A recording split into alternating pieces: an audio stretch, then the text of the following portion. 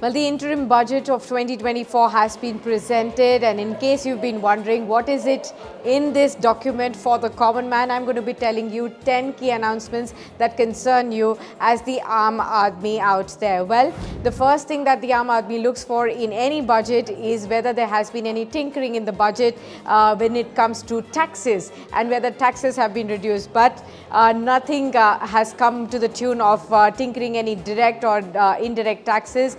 Remember that the finance minister had already doused the hopes of announcing any big bang budgets in this interim budget because, as the name suggests, this is a temporary budget and it is only a vote on account that seeks to get funds only for an interim period of time till the time a new government is formed, and then therefore in July we will also be looking at a full budget when we can have more expectations from the budget. Now, no taxes have been changed over here. However, some exemptions have been made for the startups as far as taxation is concerned, so they have something to cheer about. The second thing that has come about in this interim budget is that for the middle class, the government will now be launching housing for the middle class as a new scheme to encourage middle class individuals to purchase or to construct their own homes rather than renting out properties as of now, and that could be something which all the middle class aspirants of buying a home can actually hope to get in respect of some support from the government. The third thing is again related to the PM Awas Yojana, which is the Grameen Yojana, which is nearing its 3 crore houses target, and now the government has said that they want to create another 2 crore houses for the next 5 years. So that's another positive coming in as far as the real estate sector is concerned. The next announcement was relating to the healthcare pack.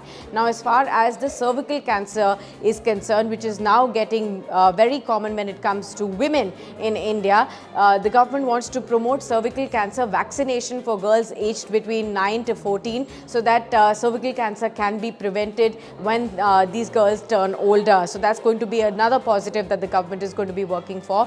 Another healthcare announcement was with relating to the Ayushman Bharat scheme. Now it will be extended to include all the ASHA and the Anganwadi workers and the helpers as well. So that will help in saving some money for them with respect to all these people who come under this category. The other announcement was as far as renewable energy is concerned. Remember, the Prime Minister on the Ram Mandir inauguration day did mention about how he wants to create 1 crore households with rooftop solarization that would provide free electricity, and that's something that has been extended in the budget, and the Finance Minister has said that we will be ensuring that we enable 1 crore households for rooftop solarization, provide 300 units of free electricity per month, and any kind of surplus electricity then they can be actually sold to the power generators, and in return those households can also reap in some more money, additional money, and monetize their own assets on top of their roofs as well. So that's another positive that one can look at.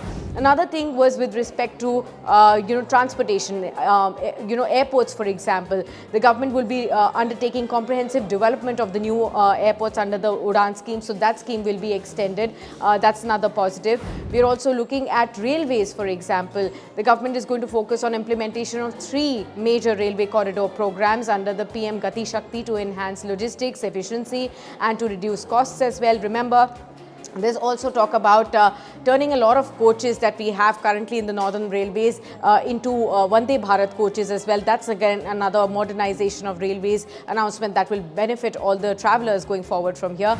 Then there has been a capital outlay or the capex plan by the government that has been raised by 11% to 11 lakh crore rupees. Remember, this has been a key for fueling growth in the economy over the last 3 years, because the government has been going at historic pace when it comes to the spend that they are doing as far as capex is concerned, and this money goes into infrastructure, largely making roads, railways, and creating more infrastructure development, and that has been increased by 11% this time around, and that is again going to be supporting both jobs and of course development at large. And lastly, FM Sitaraman did say that the next 5 years will actually see unprecedented economic growth in India.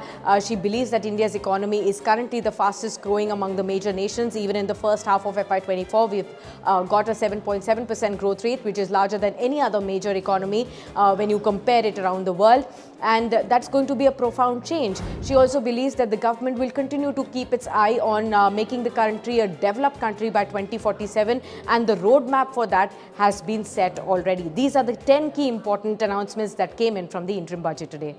For more informative videos like this, keep watching India Today News Mo.